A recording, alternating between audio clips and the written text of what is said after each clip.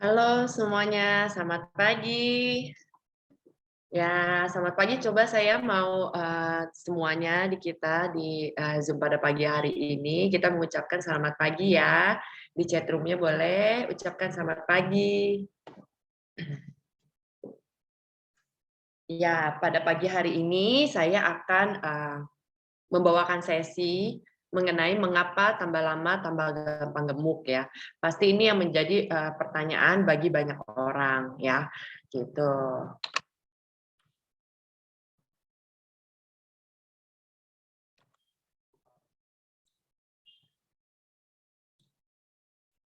Nah, sebelum saya mulai sesi saya pada pagi hari ini juga, saya juga mau mengajak teman-teman juga untuk mengucapkan syukur ya, karena bersyukur itu memang penting di dalam kehidupan kita, ya, di mana kebahagiaan itu ya bukan karena kita memiliki segalanya, ya, bukan karena kita memiliki segalanya kita baru bersyukur ya, namun kebahagiaan akan menghampiri kita ya pada saat kita itu terus bersyukur atas segala hal yang sudah kita terima ya, walaupun apapun yang kita terima itu tidak semuanya baik ya, menurut kita ada yang mungkin tidak baik ya, mungkin pada saat kita sakit juga itu mungkin kondisi kita tidak baik ya, tapi pada saat kita mengucap syukur itu ya, kita ada kekuatan yang lebih ya, kita punya kekuatan untuk kita menghadapi setiap masalah yang ada, yang harus kita hadapi. Itu adalah kekuatan rasa bersyukur ya, itu sangat penting di dalam kehidupan kita. Gitu. Ya, sebelumnya mungkin saya mau memperkenalkan diri saya dulu ya. Terima kasih untuk MC juga yang sudah memperkenalkan saya secara singkat ya. Jadi nama saya Marcelina ya, saya berasal dari Bogor ya. Saya dari Bogor. Saya sekarang Zoom-nya dari Bogor ya. Hari ini cerah banget ya. Saya bersyukur banget untuk hari ini ya. Ini sekilas background saya lah ya. Jadi saya di tahun 2012 itu saya lulus ya, lulus sebagai di Fakultas IPB ya, di jurusan jaminan mutu pangan ya. Lalu di tahun 2012 sampai 2013 itu saya bekerja di R&D di perusahaan makanan dan minuman ya. Di situ saya bertugas untuk menentukan umur simpan dari produk-produk yang diproduksi ya. Mungkin tahu juga ya, produksinya itu adalah gula jagung ya, terus ada minuman-minuman susu susu protein untuk wanita dan untuk laki-laki ya, seperti itu ya contohnya ya. Nah, lalu setelah di tahun 2013 saya pun resign ya, lalu saya fokus menjadi ibu rumah tangga ya, dengan 3 orang anak ya, dan saya pun sama seperti MC ya, dengan melahirkan 3 orang anak ya, turun mesin dan naik berat badan itu sampai sekitar 35 kilo ya, dan anak ketiga itu anak ketiga saya itu pada saat itu di 2020 itu sudah umur 1 tahun ya, berarti kalau lihat foto yang di tahun 2020 itu anak saya udah 1 tahun tapi saya masih sebesar itu gitu. Nah tapi akhirnya ya saya bisa bertransform ya, bertransform dan akhirnya saya punya tubuh seperti yang bisa dilihat ya gitu. Jadi kembali seperti dulu ya pada saat muda gitu. Jadi sebenarnya nih kegemukannya, ini benar-benar kegemukan itu sebenarnya menjadi epidemik ya. Jadi obesitas ini udah benar-benar, apalagi sekarang ya banyak banget kita dengar ya. Ya kita dengar di mana-mana obesitas gitu ya. Kita dengar berbagai cara juga bagaimana ya buat menurunkan. Jadi ini benar-benar jadi perbincangan juga ya, karena apalagi juga sekarang sedang pandemi Covid ya. Di mana untuk seseorang yang memiliki obesitas ya itu memiliki resiko yang lebih besar ya. Tapi kan kita mau tahu nih ya, sebenarnya kenapa setiap orang itu kemungkinan untuk gemuknya itu besar? Karena setiap kita itu mengalami yang namanya proses penuaan. gitu ya. Kita udah pasti ya setiap tahun itu bertambah umur, kita udah pasti setiap tahun itu berulang tahun ya. Nah, pada saat itu tubuh di dalam tubuh kita itu mengalami proses penuaan. Entah kita sadari atau entah tidak kita sadari. Seperti itu. Nah, kalau misalkan kita lihat ya, untuk proporsi ya berat badan yang berlebih ya dan yang obesitas ya untuk pada dewasa umur lebih dari di atas umur 18 tahun ya. Itu pada tahun 2007 sampai 2018 itu mengalami peningkatan ya. Peningkatannya itu sangat signifikan ya kalau kita lihat dari grafik ini ya. Ini saya dapat sumbernya itu dari Kemenkes ya di tahun 2018 ya. Jadi benar-benar ya namanya epidemik obesitas ini juga cukup tinggi ya, dan ini menjadi masalah di Indonesia juga gitu ya, bahkan masalah di dunia ya, khususnya di Indonesia gitu. Nah, kalau kita lihat ya persentase obesitas itu ya menurut penduduk Indonesia ya dari usia 25 sampai 65 tahun ya, dari beberapa kategori ya, dari yang kategori pekerjaan ya gitu ya. Jadi walaupun tidak bekerja, PNS, TNI, Polri ya, itu semua mereka itu beresiko mengalami namanya obesitas gitu. Apalagi di wilayah perkotaan. Tantangannya, challenging-nya itu lebih besar gitu ya, karena udah pasti perkotaan juga ya punya gaya hidup yang berbeda juga gitu ya, dengan makanan-makanan cepat saji, dengan minuman-minuman kekinian, itu juga sebenarnya mempengaruhi dari kebudayaan kita ya, akhirnya mempengaruhi penduduk Indonesia juga menjadi obesitas gitu ya. Dan kalau dilihat juga ya dari umur ya. Jadi dari umur 25 tahun ke atas itu ya benar-benar porsinya itu memang sudah besar begitu. Nah, kita mau tahu sebenarnya apa sih resiko dari obesitas itu ya, dari berat badan yang berlebih itu ya. Jadi resikonya itu sebenarnya ke berbagai penyakit gitu ya. Karena pada saat kita obesitas ya, berarti organ di tubuh kita itu semakin menurun gitu ya. Dengan berat badan yang berlebih, sudah pasti ya lemak itu menumpuk gitu ya. Lemak yang menumpuk di dalam tubuh kita itu ya akhirnya menyebabkan berbagai penyakit gitu ya. Yang mungkin bisa dilihat juga ya dari gambar ini banyak banget ya gitu ya.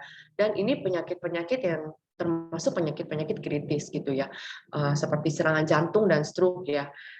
Ini penyebab paling tinggi ya yang mengancam kesehatan seseorang ya. Sayangnya nih ya, untuk penyakit serangan jantung dan stroke ini ya datangnya tuh tiba-tiba ya, menyerangnya tuh tiba-tiba dan mengancam nyawa seseorang ya, bisa tidak tertolong gitu. Nah, serangan jantung ini sebenarnya lebih berisiko pada pria ya. Dan sedangkan kalau misalkan untuk wanita ya, stroke itu lebih berisiko tinggi gitu ya. Jadi tapi setiap orang itu punya resikonya. Tapi tergantung bagaimana kita menjaga diri kita gitu ya. Lalu juga ada tekanan darah tinggi ya.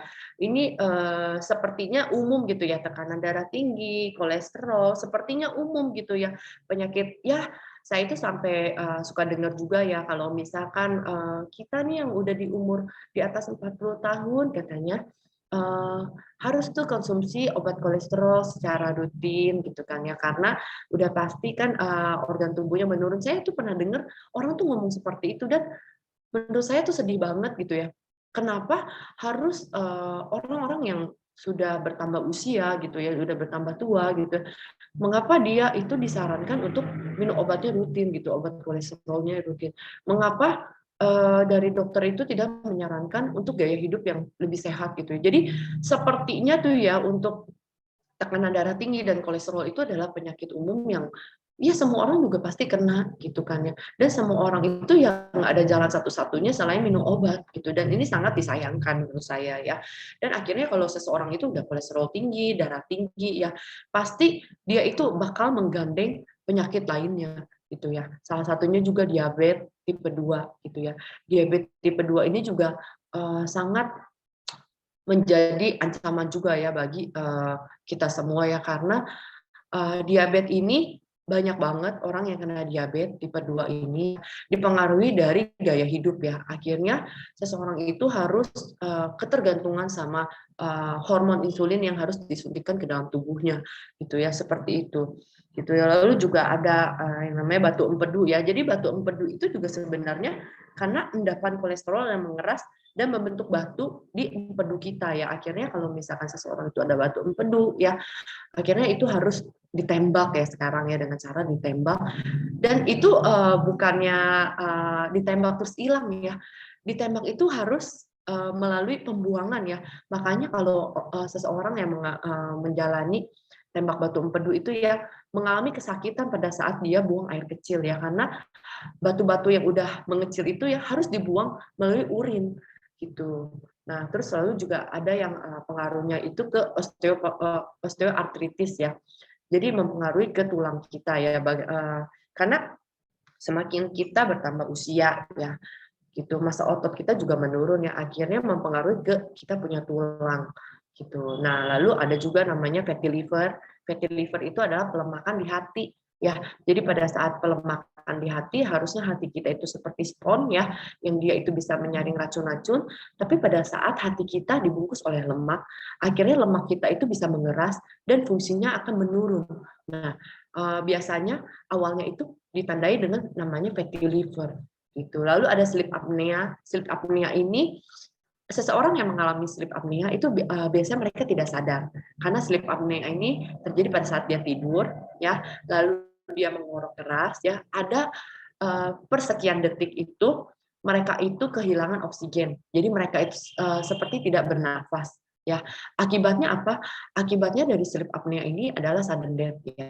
Jadi meninggal tiba-tiba ya, itu benar banget, karena pada saat oksigen tidak bisa masuk ke pada otak kita ya, dan itulah yang menyebabkan seseorang itu mengalami sudden death gitu. Lalu beresiko juga terhadap namanya kanker ya, karena setiap tubuh kita itu sebenarnya ada sel kankernya, tergantung dari kita itu mengaktifkan atau tidaknya gitu. Nah, untuk sekarang ini ya, dengan kondisi COVID ya, sebenarnya kondisi COVID ini memperparah ya pasien COVID itu kalau mereka itu memiliki penyakit bawaan. Nah, contoh penyakit bawaannya itu apa aja ya? Ada diabetes, ada penyakit autoimun, penyakit ginjal, jantung koroner, hipertensi, tuberkulosis ya, penyakit paru ya, penyakit kronis lainnya, termasuk yang tumor, kanker ya, dan penyakit yang terkait geriatri ya, itu pada usia gitu ya. Jadi sebenarnya penyakit-penyakit ini, penyakit-penyakit komorbid ini disebabkan oleh apa?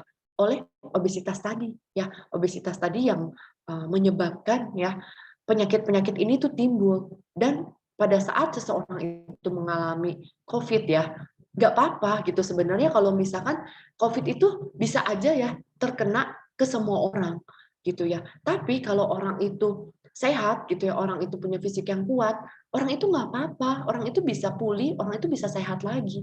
Tapi yang jadi masalah, orang-orang yang memiliki penyakit-penyakit bawaan ini, gitu ya, mereka punya resiko itu lebih tinggi, gitu kan ya. Makanya kenapa sampai ada orang itu yang drop ya, sampai harus ventilator dan lain-lainnya, sampai harus meninggal ya. Karena penyakitnya ini yang menggerogotin yang tubuh itu nggak bisa melawan, gitu ya. Jadi bukan cuma karena COVID-nya, tapi karena penyakit bawaannya. Gitu. Nah, tapi kita semua kan pasti di sini juga pengen tahu ya, kenapa saya juga makin gemuk ya, nambah umur tambah gemuk, akhirnya tubuh saya makin melar, ya akhirnya muncul penyakit-penyakit bawaan tersebut ya, dan kita semua pasti mencari solusi ya, pasti kita semua juga pengen sehat ya. Saya tahu banget ya, namanya kalau kita ulang tahun ya, pasti permintaan kita tuh ya adalah diberikan kesehatan ya. Setiap orang yang mengucapkan ulang tahun juga ya, selamat ulang tahun, pasti mengucapkannya untuk semoga sehat selalu gitu dan panjang umur gitu ya. Jadi ini benar-benar sebuah impian bagi setiap orang untuk punya tubuh yang sehat ya. Nah, tubuh yang sehat itu juga bisa kita lihat itu dari bentuk tubuh gitu ya. Jadi kalau saat orang itu mengalami kegemukan ya, mengalami kegemukan, udah pasti ya kesehatannya itu juga terancam gitu ya. Nah, kita pengen tahu apa yang menyebabkan ya orang itu bisa bertambah gemuk ya. Ya, yang pasti yang pertama itu ya faktor alamiah ya, namanya faktor genetik. Kita nggak pernah bisa menghindari dari namanya faktor genetik ya. Dari orang tua kita ya mungkin mengalami obesitas ya, itu peluang untuk anak-anaknya mengalami obesitas itu sekitar 40-50%. Ya, jadi jangan heran kalau mama papanya gemuk ya, kemungkinan anaknya juga gemuk ya. Karena kenapa?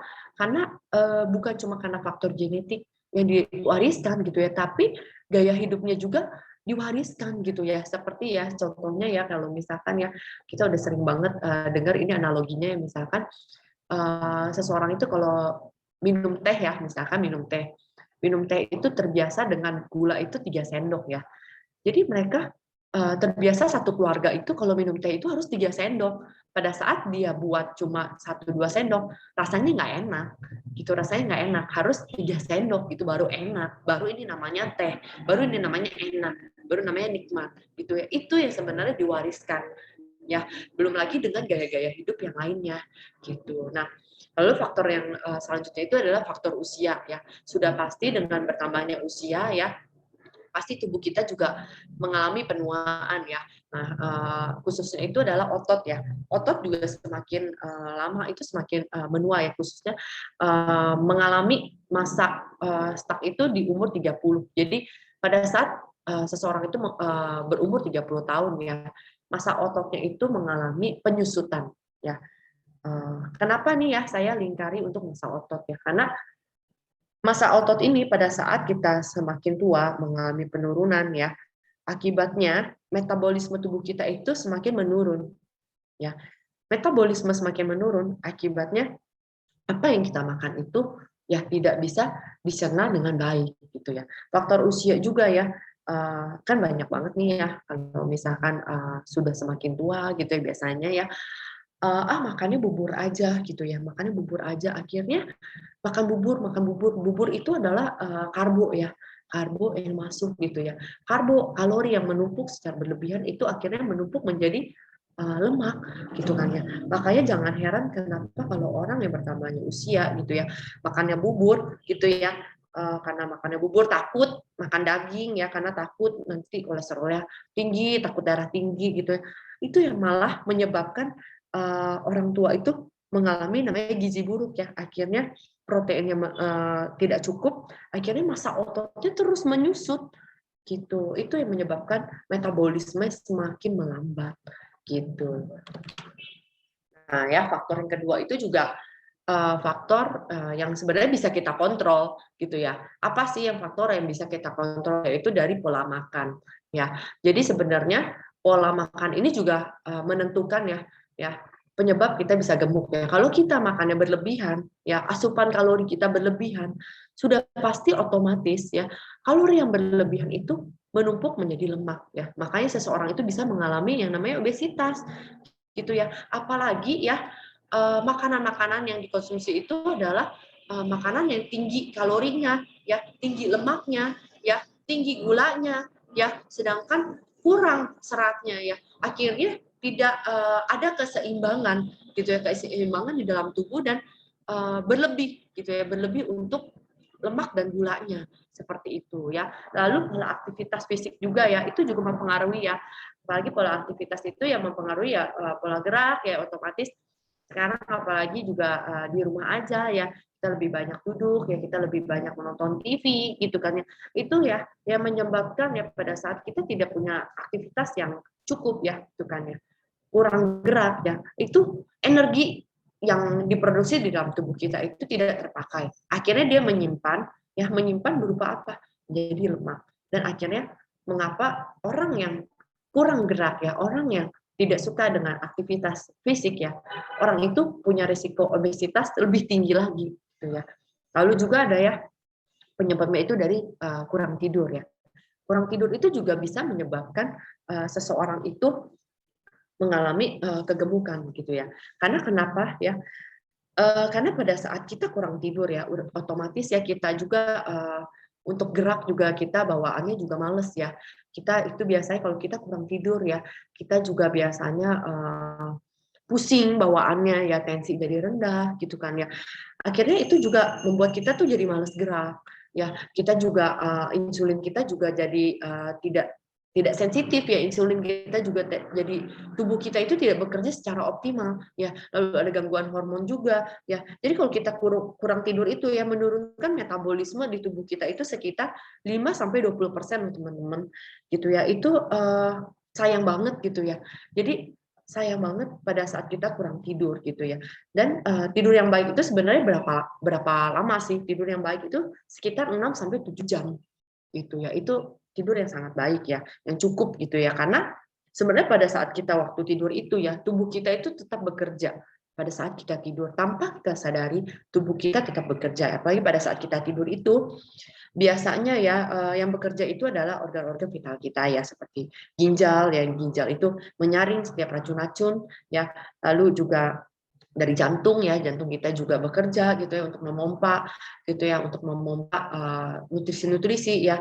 Makanya pada saat kita malam juga kita udah tidak disarankan untuk makan berat lagi ya, karena itu tugasnya untuk jantung kita itu bekerja gitu ya. Lalu juga dari liver ya, liver juga pada saat kita tidur itu bekerja untuk membuang seluruh racun-racun yang masuk ke dalam tubuh kita ya. Karena racun ini ya sebenarnya kita tanpa sadari kita asupkan ya, apalagi ya namanya juga sekarang ya sayur dan buah juga pasti ada pestisida ya gitu ya, pasti menggunakan pestisida, menggunakan pupuk yang kimiawi ya. Itu juga sebenarnya ada racunnya gitu ya, yang masuk ke dalam tubuh kita tanpa kita sadari ya. Dan itu tugasnya adalah liver. Pada saat kita tidur itu dibuang racunnya ya, makanya untuk kerjanya bisa maksimal ya, kita perlu tidur gitu. Nah, kegemukan selama WFH ya, ini juga benar-benar ya ada yang meneliti ya gitu ya, dari 173 sampel itu benar-benar pada saat WFH itu yang menghabiskan waktunya di rumah gitu kan, sebelum dibandingkan dari sebelum pandemi ya. Akhirnya kenaikan berat badannya itu bisa sampai 2,5 sampai 5 kilo gitu ya. Bahkan saya ketemu ya yang masih muda padahal ya umurnya masih 26 tahun ya, WFH ya, selama setahun itu dia naik sekitar 10 kilo ya, tanpa disadari naik 10 kilo ya. Dia juga bingung ya, kenapa ya kok setahun ini saya bisa naik sampai 10 kilo ya gitu kan ya.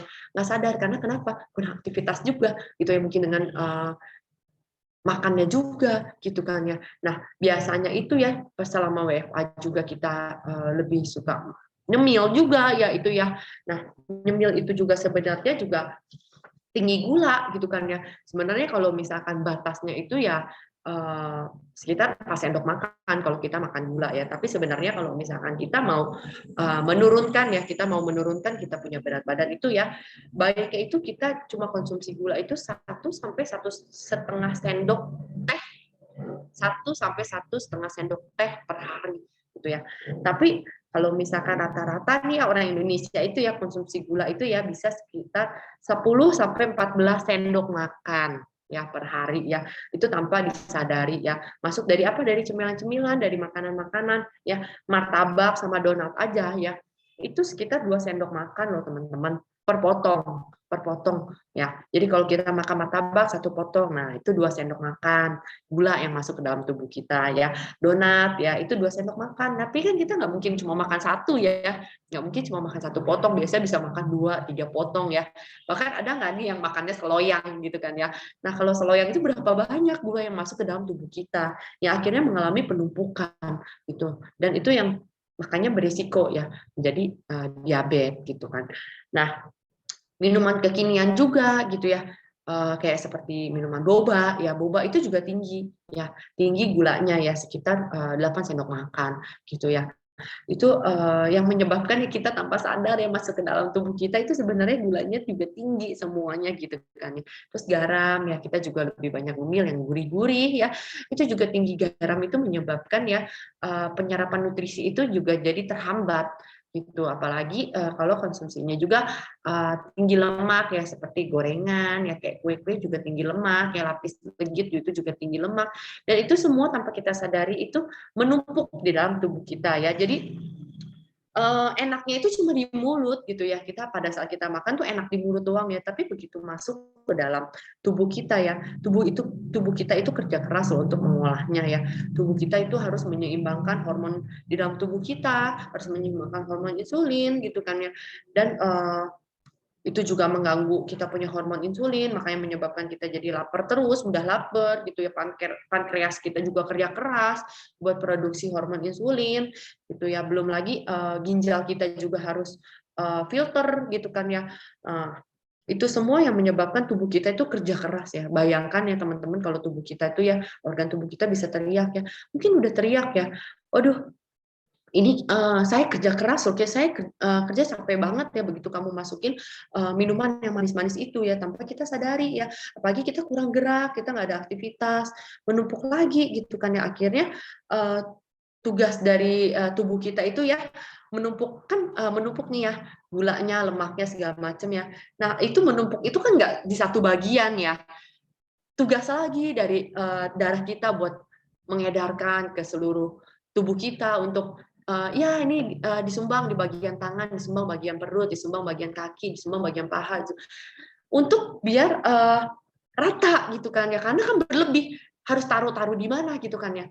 Nah itu tugasnya dari tubuh kita ya, jadi kasihan banget tubuh kita ini kerja keras gitu. Nah pasti kan semua orang juga mencari bagaimana nih ya untuk mengurangi berat badan ya. Yang pertama mungkin ya secara umumnya ya, ada dengan olahraga, ada dengan kontrol makan, ada dengan skip makan ya, ada dengan bungkus-bungkus ya, bungkus-bungkus dengan kain ya, dengan dingin dengan panas. Ada yang bulimia itu yang kayak mau muntah terus gitu ya, terus lalu suntik urus, sedot lemak ya, sedot lemak itu juga tidak bisa menjadi solusi, karena sedot lemak itu ya paling maksimal ya, sedot lemak itu bisa mengangkat lemak itu sekitar hanya 4 kilo, itu maksimal 4 kilo gitu kan ya.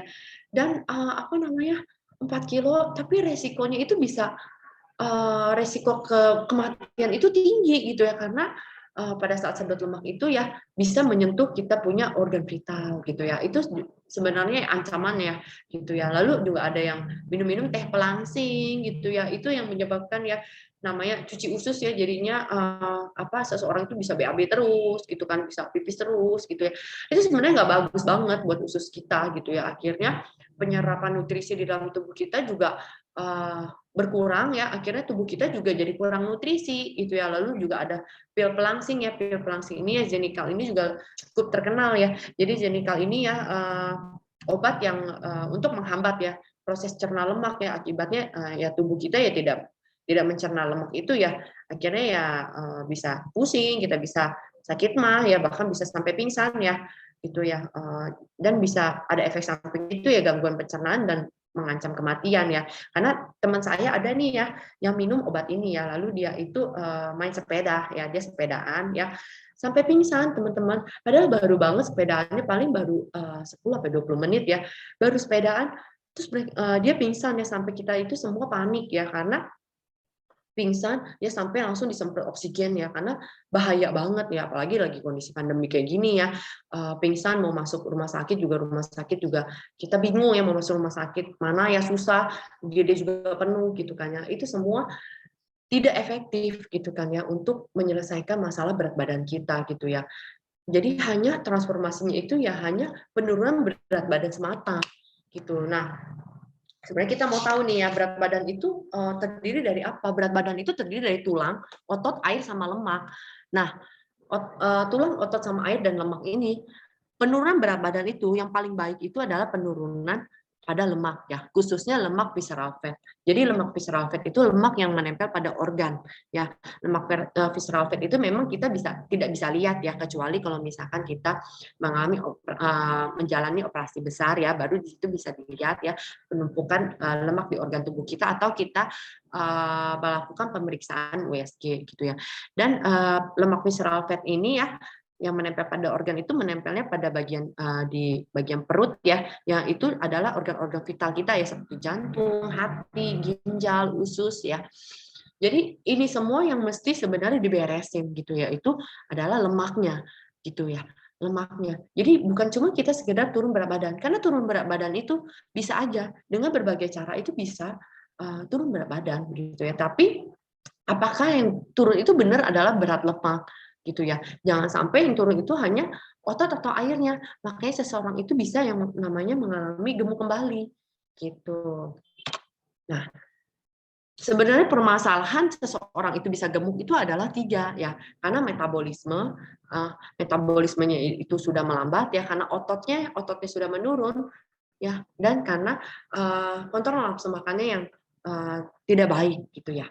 Jadi metabolisme itu ya bisa melambat dan otot bisa menurun itu ya karena faktor usia ya. Karena faktor usia ya yang tadi saya sudah jelaskan ya, otot itu mengalami penyusutan di umur 30 tahun ya, tapi sebenarnya bisa lebih muda, bisa lebih mengalami penyusutan gitu kan ya, karena ya mungkin dengan pola gaya hidupnya, dengan gaya diet yang salah gitu, itu bisa memperburuk metabolisme dan otot kita. Nah, di sini ya kita kan mau mencari ya bagaimana solusinya itu ya yang benar-benar bisa mengatasi metabolisme otot dan kontrol nafsu makan ini ya, karena untuk memperbaiki metabolisme seseorang itu memang tidak mudah ya, apalagi seseorang itu udah makannya juga udah dikurangi gitu ya, otomatis tubuh kita ini sebenarnya butuhnya nutrisi ya, bagaimana tubuh kita bisa dicukupkan nutrisinya kalau kita aja makannya dikurangi, atau kita aja belum belum tentu ya kita bisa makan buah dan sayur setiap hari yang cukup gitu ya oleh tubuh kita. Makanya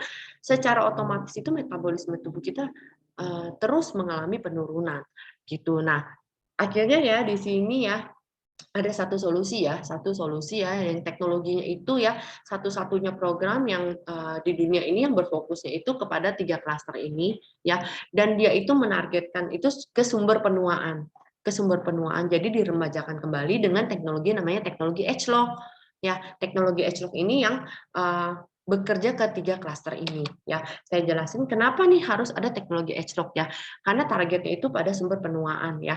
Jadi kalau misalkan di tubuh kita itu kan ada sel-sel tubuh ya, sel-sel tubuh itu ada DNA tubuh manusia. Nah, di DNA itu ada yang namanya ekspresi genetik ya.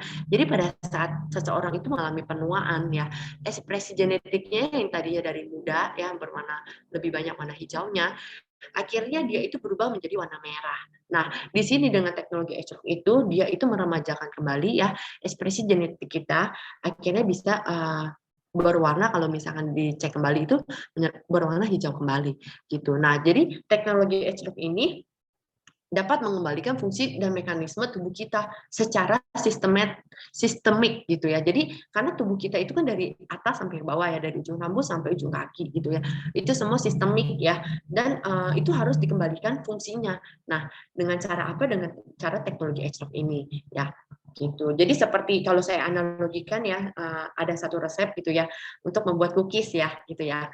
Mungkin cookiesnya kan bagus gitu kan ya, tapi cookiesnya itu ya seiring terusnya dibuat gitu ya, mungkin mengalami yang namanya cookiesnya itu jadi gosong gitu kan ya, gitu ya. Bukan karena resepnya yang salah gitu kan ya, tapi ya karena mengalami yang namanya proses gitu ya, prosesnya itu semakin lama ya, akhirnya yang makanya kalau misalkan biasa alat itu ada yang namanya harus ada kalibrasi ya. Jadi teknologi H-Lock ini seperti kalibrasi di dalam tubuh kita gitu ya, untuk kayak kita timbangan ya, kenapa timbangan itu ada buat dinolkan ya, itu sebenarnya kayak proses kalibrasi dalam tubuh kita. Nah, di tubuh kita itu harus seperti itu gitu. Lalu juga bekerja ekspresi genetik ya. Jadi ekspresi genetik itu adalah kontrol nafsu makan pada pusat otak kita ya. Jadi kalau misalkan kita punya kontrol nafsu makan itu ya mempengaruhi kita punya hormon, yaitu ada hormon ghrelin dan hormon leptin ya.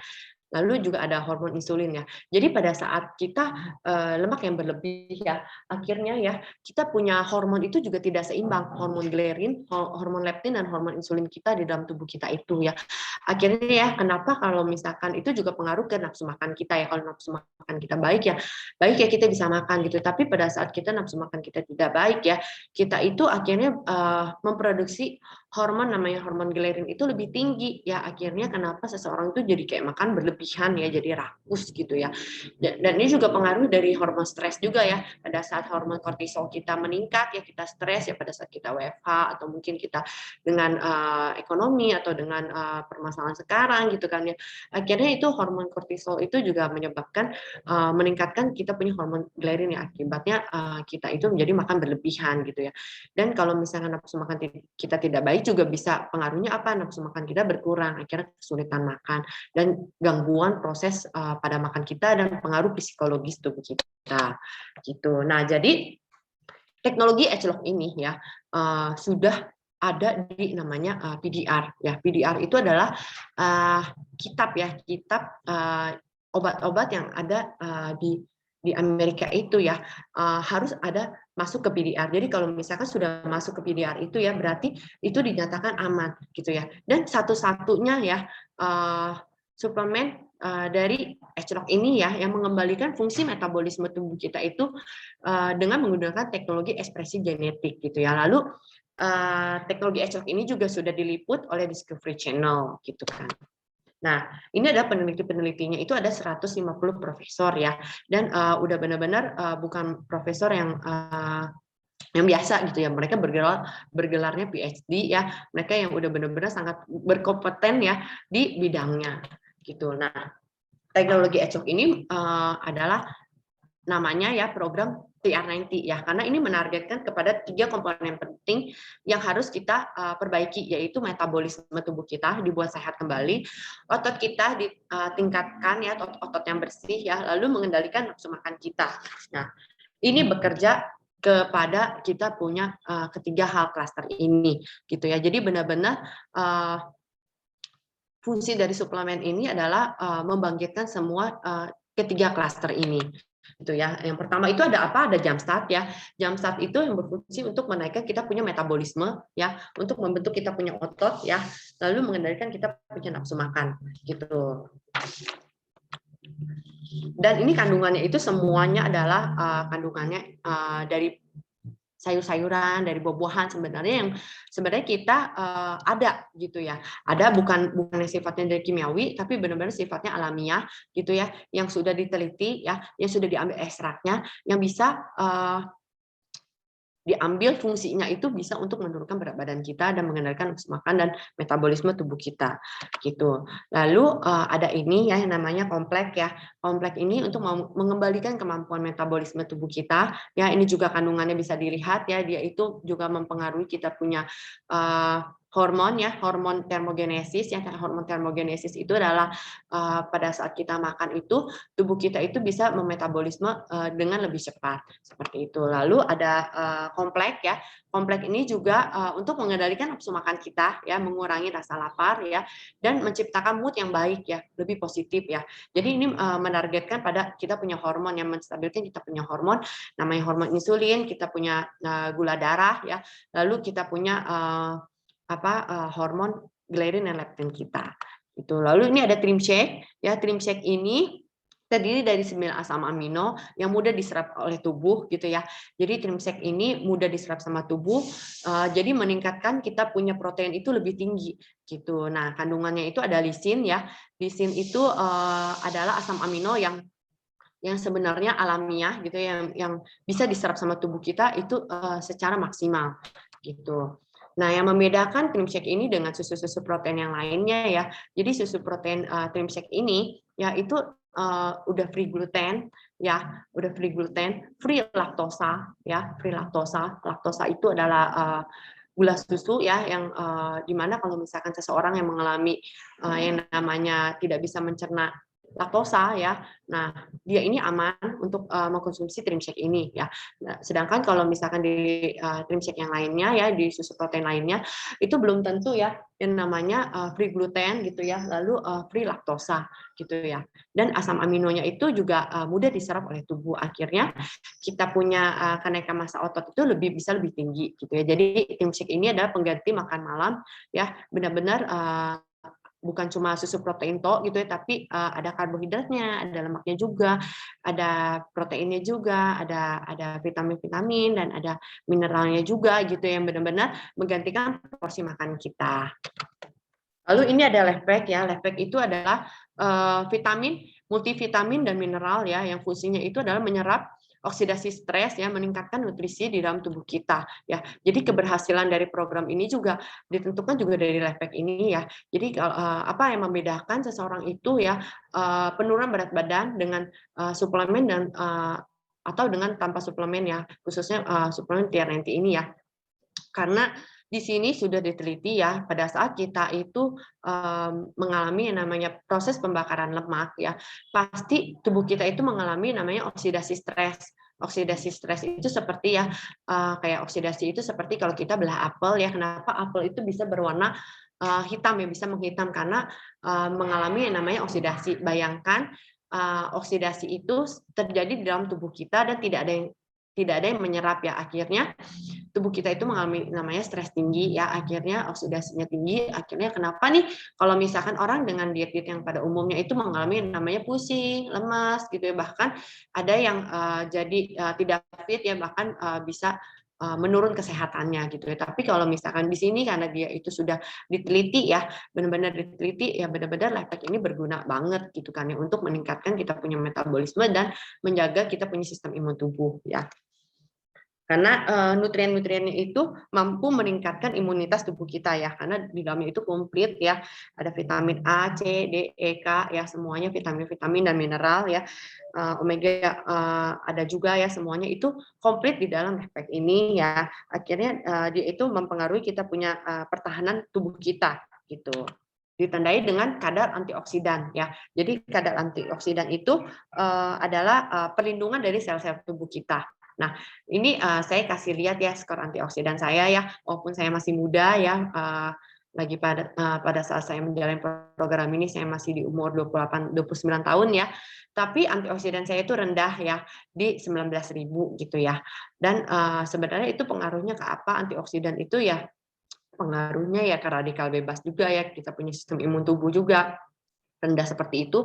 Dan selama saya menjalani program TR90 ini ya, saya punya antioksidan itu skornya naik ya, sampai sekarang itu udah di 75.000 ya, itu udah ada di apa namanya, di abu-abu gitu ya. Jadi itu bagusnya itu ya di biru ke atas ya, di atas 60.000 seperti itu.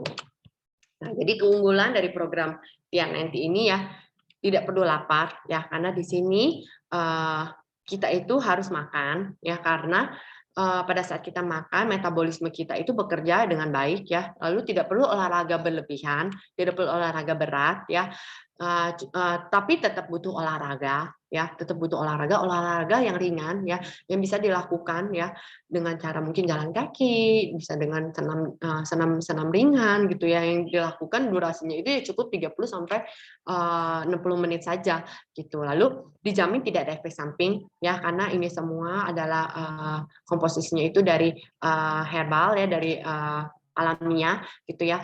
Lalu lebih sehat setelah berat badan turun, karena yang diturunkan itu adalah lemak di dalam tubuh kita, dan berat badan kita tidak naik kembali ya. Yang paling penting itu ya, tidak mudah rebound kembali karena massa otot kita yang ditingkatkan, metabolisme kita yang diperbaiki. Nah, pasti pengaruhnya itu ya ke penampilan kita jadi lebih mudah. Nah, program TR90 ini juga udah halal ya. Lalu keunggulannya juga ada konsultan TR90-nya yang bisa membantu ya setiap teman-teman di sini ya, untuk pada saat program itu bisa dibimbing gitu ya, bagaimana untuk mendapatkan hasil yang maksimal. Nah, dan program TR90 ini bisa dijalani oleh siapapun ya, oleh anak yang masih muda, bahkan sampai orang yang sudah tua ya. Saya juga ada programin umur 64 tahun itu masih bagus banget ya, nanti saya akan kasih lihat testimoninya itu di bagian akhir. Nah, ini adalah suami saya ya. Jadi cukup besar gitu ya. Beratnya hampir 100 kilo ya, dan turun sekitar 20 kilo gitu kan ya. Turun sekitar 20 kilo ya. Teman-teman bisa bayangin nggak 20 kilo itu ya, seperti 1 galon air minum loh. 1 galon air minum ya. Berarti 1 galon air minum itu udah terlepas dari tubuhnya suami saya gitu ya. Bayangkan kalau misalkan kita nih ya ngangkat galon ya, kita ngangkat galon air minum ya. Siapa yang suka angkat galon air minum, ganti galon air minumnya sendiri ya. Coba bisa dibayangkan ya, kita ngangkatnya aja pasti dengan cepat ya, gitu penuh dengan tenaga gitu ya.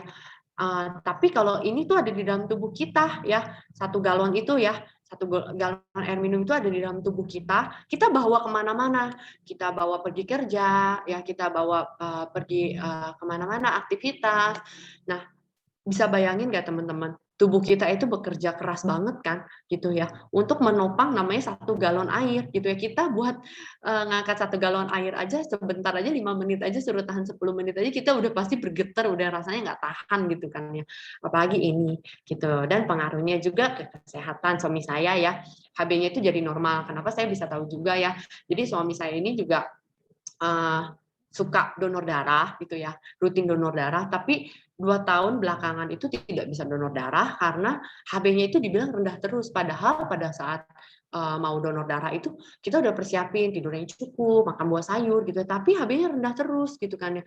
Dan pengaruhnya ya sebenarnya karena kegemukan juga gitu ya, jadi kita punya HB juga jadi rendah seperti itu, dan trigliseridanya juga tinggi. Jadi lemak di tubuh kita itu ada 3, ada yang namanya HDL, ada yang namanya LDL, ada yang namanya trigliserida gitu. Nah, kalau misalkan kita minum obat kolesterol, mungkin bisa menurunkan namanya lemak jahat LDL itu ya. Gitu ya. Tapi untuk trigliserida itu tidak bisa diturunkan dengan kita hanya minum obat. Gitu ya. Trigliserida ini bisa diturunkan dengan cara kita mengubah pola hidup kita. Gitu. Nah, suami saya trigliseridanya cukup tinggi ya, itu ada di 230 gitu ya, padahal normalnya itu ya sekitar 100 gitu ya. Jadi ya cukup tinggi ya, akibatnya trigliserida itu yang menyebabkan yang namanya pengentalan darah. Nah, seperti sekarang itu COVID itu sebenarnya menyerang orang-orang yang mengalami pengentalan darah, khususnya trigliseridanya tinggi gitu ya. Makanya kenapa seseorang itu bisa menurun kadar oksigen di dalam tubuhnya karena mengalami namanya pengentalan darah ya, akhirnya oksigen di dalam tubuhnya itu menjadi menurun dan mengancam yang namanya menurun kadar oksigen, akhirnya paru-parunya menurun, akhirnya kenapa seseorang itu bisa meninggal. Seperti itu teman-teman. Nah, kalau ini saya, jadi kenapa saya letakin suami saya dulu ya, karena yang pertama kali program itu memang benar suami saya ya, seperti yang tadi MC udah bilang ya, suami saya yang program dulu, dan saya itu merasa saya masih muda, ya saya masih bisa, berarti saya masih muda, saya masih bisa olahraga ya, saya suka olahraga, saya masih bisa olahraga, saya bisa senam segala macam, saya bisa lari juga gitu ya, tapi tidak bisa menyelesaikan berat badan saya ini ya. Jadi suami saya sudah program selama 3 bulan sudah turun 20 kilo ya. Saya itu 6 bulan ya. Jadi suami saya udah beres, saya masih lagi lanjutin 3 bulan ya dengan cara saya sendiri gitu ya. Tapi masih gemuk aja, masih gede aja perut saya gitu kan ya. Itu yang menyebabkan akhirnya saya juga mengambil keputusan ya untuk menjalani program TR90 ini ya. Jadi sebenarnya kalau misalkan kita ya mau menurunkan berat badan kita ya bisa aja ya.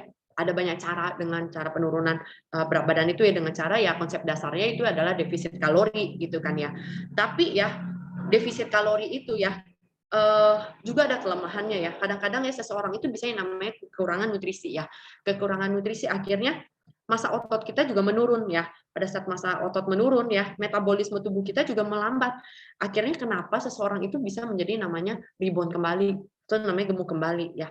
Jadi benar-benar program TR90 ini juga menjadi jawaban juga bagi saya ya. Gitu ya, apalagi saya udah menjalankan selama 6 bulan, benar-benar perubahannya itu tidak ada signifikan.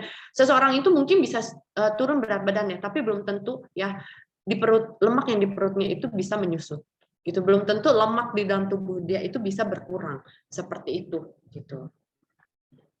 Nah, ini saya ya, jadi ukuran tubuh saya juga berubah ya dari 3XL menjadi S ya, BAB ya. Jadi saya itu sebenarnya untuk masalah kesehatan saya tidak ada gitu ya, saya tidak merasa saya punya sakit apa-apa ya, saya juga tidak ada sakit mah dan tidak sakit apa-apa ya. Cuma BAB saya memang dari dulu itu tidak lancar dari saya kecil, tidak lancar, bisa sekitar 2-3 hari saya baru buang. Sedangkan ya bagusnya kan setiap hari gitu kan ya. Dan saya pernah sampai 1 minggu saya tidak buang BAB ya. Coba bayangin teman-teman, 1 minggu tidak BAB ya. Itu serem banget ya, serem banget ya. Akhirnya ya saya itu sampai tidur nggak bisa, duduk nggak bisa, ngapa-ngapain nggak bisa ya, karena perut begah gas gitu ya, terus nggak bisa gitu, nggak enak banget gitu kan ya. Akhirnya ya harus dibantu ya dengan namanya ya harus masukin obat gitu, harus minum obat gitu ya. Saya sampai pernah ketemu juga ya orang tuh yang sampai ketergantungan ya, namanya obat untuk pencahar itu ya. Pada saat saya ke rumahnya, itu satu lemari itu isinya adalah obat pencahar, fiber-fiber gitu ya. Kasihan banget, padahal umurnya itu 54 tahun. Coba bayangin teman-teman, 54 tahun dia itu ketergantungan namanya obat pencahar seperti itu gitu ya. Saya itu nggak bisa membayangkan kalau saya seperti itu bagaimana gitu kan untuk tubuh saya ya.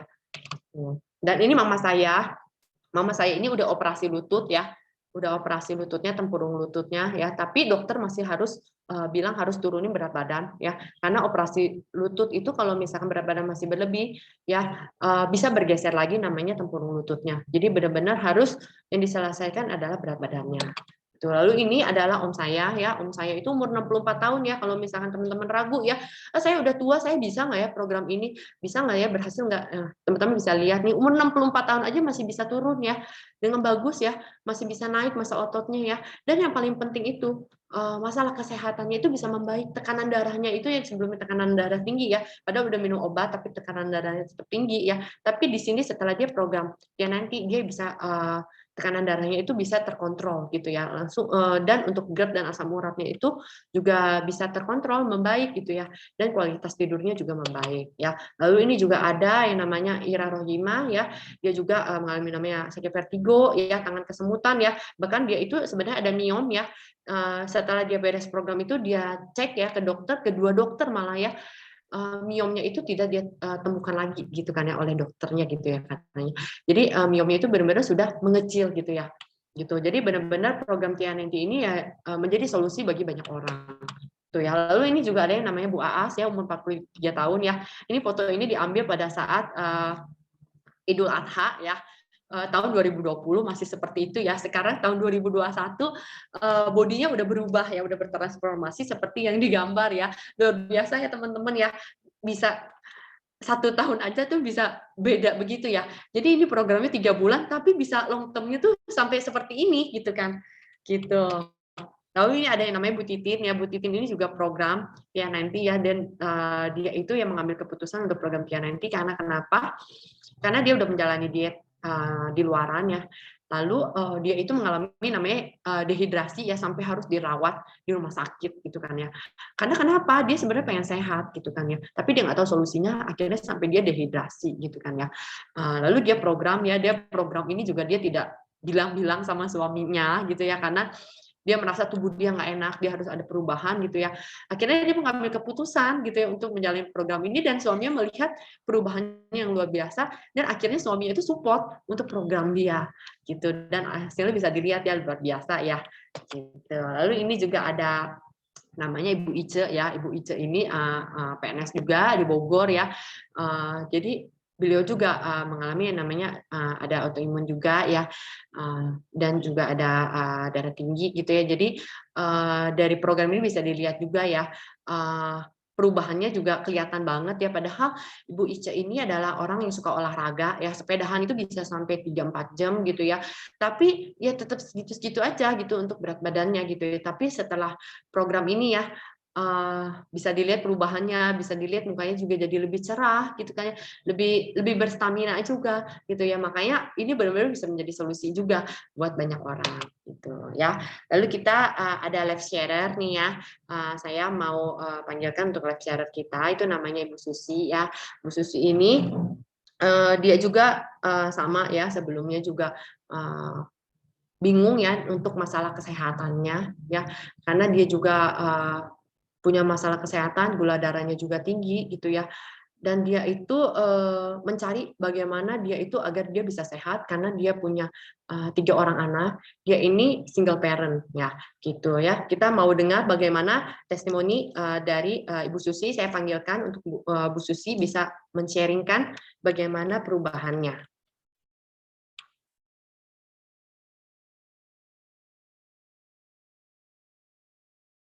Ibu Susi bisa buka mic-nya.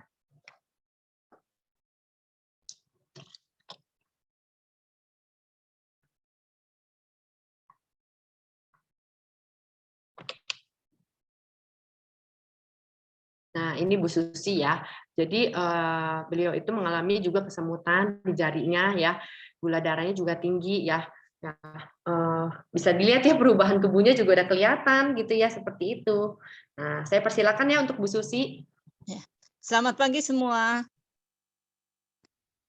Perkenalkan, nama saya Susi Satyawati. Saya seorang PNS di Dinas Koperasi UKM Kota Bogor. Di sini saya akan bercerita tentang sedikit kehidupan saya. 11 bulan yang lalu saya ditinggal suami saya. Jadi kondisinya sekarang saya single fighter dengan 4 orang anak. 2,5 tahun kami bersama dengan kantor berdekatan dengan suami. Jadi saat itu saya merasakan kehilangan yang luar biasa hingga setiap hari itu merasakan bad mood. Karena saat itu kami kantornya berdekatan dengan suami. Jadi begitu saya ditinggal, merasa psikis saya kayaknya nggak sehat gitu, dan akhirnya saya sering sakit. Dan akhirnya terdiagnosa saya mengidap diabetes mellitus tipe 2. Awal saya mengikuti TR90, ini awalnya saya didatangi oleh Bu Aas. Bu Aas ini adalah seorang istri kepala dinas, dan dia itu pernah dekat dengan suami saya karena suami saya pernah menjadi anak buahnya suaminya Bu Aas. Jadi kenapa saya mengambil program ini? Karena saat awal saya dikasih informasi ini, saya sudah turun berat badan sebanyak 7-8 kilo. Tapi ini bukan karena diet, karena mungkin psikis saya merasakan sudah kehilangan suami, saya harus menanggung 4 orang anak. Jadi di sini saya berpikir, awalnya Bu Aas memberikan informasi ini, saya memang paham tentang kesehatan, tapi saya tidak siap dengan uangnya, karena lumayan mahal gitu ya. Tapi dari hari ke hari saya berpikir, kenapa saya harus menunda-nunda ikut dengan program TR19 ini, karena di sini saya lihat program ini merupakan program yang luar biasa, karena saya lihat di sini itu merupakan transformasi yang tadinya tidak sehat menjadi sehat. Akhirnya saya memutuskan untuk bisa bergabung, dan setelah bergabung selama 2 minggu, 1 bulan, diabetes mellitus saya yang biasanya gula darah sesaatnya itu 200 lebih menjadi 106. Jadi alhamdulillah ya, dengan program ini gula darah saya mulai stabil. Itu baru sebulan. Setelah saya menjalani 3 bulan, ini jari tangan saya yang suka kesemutan itu hilang dengan perlahan, dan sekarang saya sudah tidak merasakannya lagi. Dan juga pernah saya mengalami asam urat saat itu, memang tidak terlalu tinggi, tapi cukup juga dirasakan sudah mengganggu. Sekarang sudah hilang sama sekali. Jadi merupakan program ini merupakan sesuatu program yang sangat luar biasa yang memberikan peningkatan kualitas hidup kita lebih baik lagi. Dan ada satu hal lagi, saya merasa dengan usia saya yang sudah 53 tahun dan aktivitas saya lumayan banyak, tapi saya tidak merasakan lelah. Biasanya saya di tengah hari itu udah mulai lemot ya, karena aktivitas terlalu banyak, tapi ini alhamdulillah sampai dengan malam pun saya masih siap beraktivitas. Jadi luar biasa program ini, teman-teman semua kalau di antara teman-teman semua ada saudara yang kira-kira mengalami hal yang kesehatannya kurang baik, ini merupakan solusi yang terbaik. Mungkin itu saja sharing dari saya. Saya kembalikan lagi ke speaker. Mangga Ci Marcel. Terima kasih. Terima kasih ya buat Bu Susi ya untuk sharingnya ya, bagaimana beliau juga mencari ya bagaimana untuk beliau bisa sehat ya, karena beliau harus menjadi tumpuan ya untuk anak-anak, 4 orang anaknya ya, dan sehat ini ada benar-benar menjadi solusi ya gitu ya, karena apa yang kita lakukan itu ya kita nggak bisa lakukan apa-apa kalau kita tidak punya tubuh yang sehat ya. Ini seperti yang Bu Susi rasakan gitu ya, mengapa dia juga bilang dia juga sekarang menjadi lebih fit dan berstamina ya, karena sebelumnya itu akhirnya bolak-balik ke rumah sakit ya. Saya juga sempat ngobrol juga ya sama anaknya juga ya, bagaimana anaknya juga merasa khawatir ya, anaknya merasa juga psikolognya juga ya, karena pada saat mamanya ditinggal oleh papanya gitu ya, mengalami drop banget gitu ya, akhirnya bolak-balik rumah sakit ya, anak pun kelimpungan gitu ya, harus bolak-balik jaga mamanya di rumah sakit gitu ya, seperti itu ya teman-teman. Jadi benar-benar ya kalau misalkan saya bilang ya, program Tianenti ini benar-benar membantu ya, membantu banyak orang ya, untuk orang-orang itu bisa sehat gitu ya, untuk orang-orang itu benar-benar punya kualitas kesehatan itu membaik gitu loh teman-teman ya, karena kalau di luaran sana banyak diet-diet gitu ya, nggak semua orang bisa jalankan diet itu ya, tapi kenapa saya yakin di program Tianenti ini bisa dijalani oleh siapapun ya, bisa dilakukan program ini oleh siapapun ya, karena di sini yang dibereskan itu ya benar-benar adalah metabolismenya gitu ya, makanya siapapun bisa menjalani program ini dan bisa mendapatkan hasil yang dia mau, seperti itu gitu ya. Jadi saya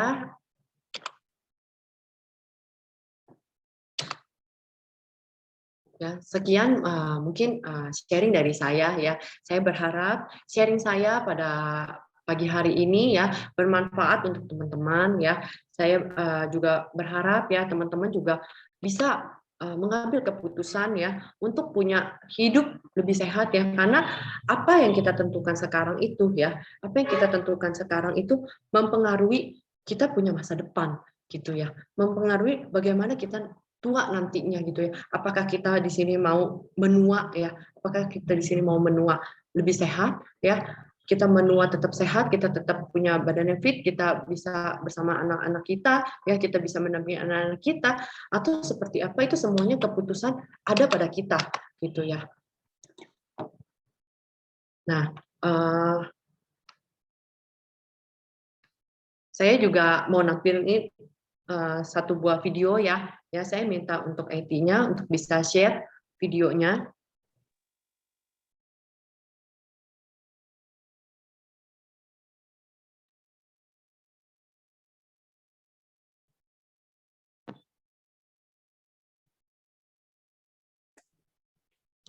Saya tidak perlu kerja.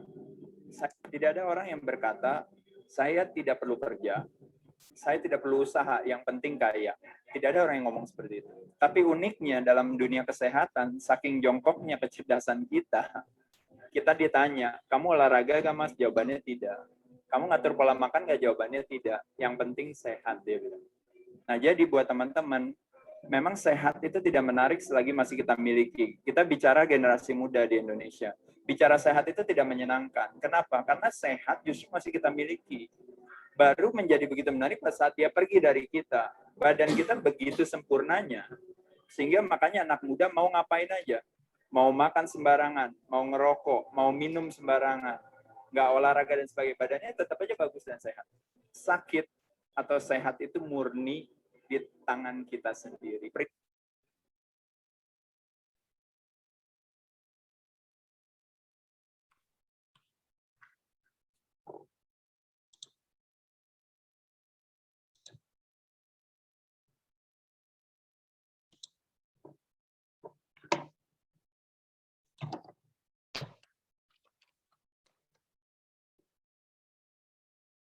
Ya, Terima kasih ya teman-teman untuk hari ini sudah mendengarkan sesi pada pagi hari ini. Semoga saya berharap semuanya bermanfaat, semuanya juga bisa mengambil keputusan ya untuk menjadi sehat ya. Karena kita semua harus sadar ya, kalau kita tidak sakit ya, itu tidak sama dengan sehat ya. Tapi kita mesti sehat teman-teman ya. Kita mesti take care, kita punya kesehatan masing-masing ya. Bagaimana kita menjaga kesehatan kita, disitulah kita bisa melindungi keluarga kita. Ya, sekian dari saya. Terima kasih semuanya. Satukan hati bersama kita sukses.